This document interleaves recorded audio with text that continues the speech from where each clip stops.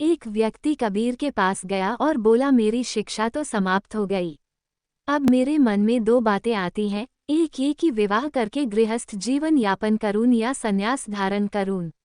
इन दोनों में से मेरे लिए क्या अच्छा रहेगा, ये बताइए। कबीर ने कहा, दोनों ही बातें अच्छी है, जो भी करना हो वह उच्च कोटि का करना चाहिए। उस व्यक्ति ने पूछा, उच्च कोटि का करना चाहिए मतलब? कबीर ने कहा, किसी दिन प्रत्यक्ष देखकर बताएंगे। वो व्यक्ति रोज उत्तर की प्रतीक्षा में कबीर के पास आने लगा। अब एक दिन कबीर दिन के 12 बजे सूत बुन रहे थे। खुली जगह में प्रकाश काफी था, फिर भी कबीर ने अपनी धर्मपत्नी को दीपक लाने का आदेश दिया। वह तुरंत जलाकर लाई और उनके पास रख गई। दीपक जलता रहा, वे सूत बुनते रहे। सायंकाल को उस व्यक्ति को लेकर कबीर एक पहाड़ी पर गए, जहां काफी ऊंचाई पर एक बहुत वृद्ध साधु कुटी बनाकर रहते थे।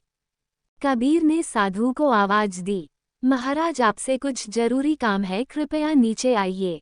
बूढ़ा बीमार साधु मुश्किल से इतनी ऊंचाई से उतरकर नीचे आया।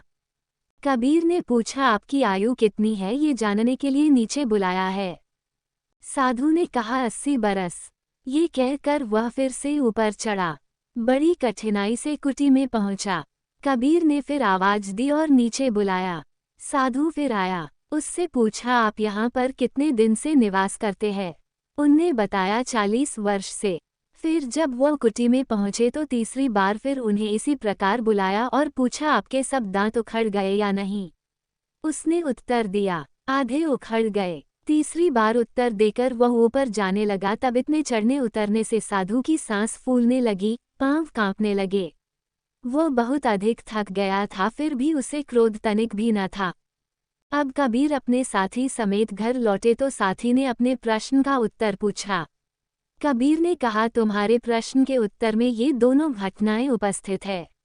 यदि गृहस्थ बनाना हो तो ऐसा बनाना चाहिए जैसे मैं पत्नी को मैंने अपने स्नेह और सद्व्यवहार से ऐसा आज्ञाकारी बनाया है कि उसे दिन में भी दीपक जलाने की मेरी आज्ञा अनुचित नहीं मालूम पड़ती। और साधु बनना हो तो ऐसा बनना चाहिए कि कोई कितना ही परेशान करे, क्रोध का नाम भी न आवे। वह शिष्य आश्चर्य के साथ कबीर जी को देखता रहा।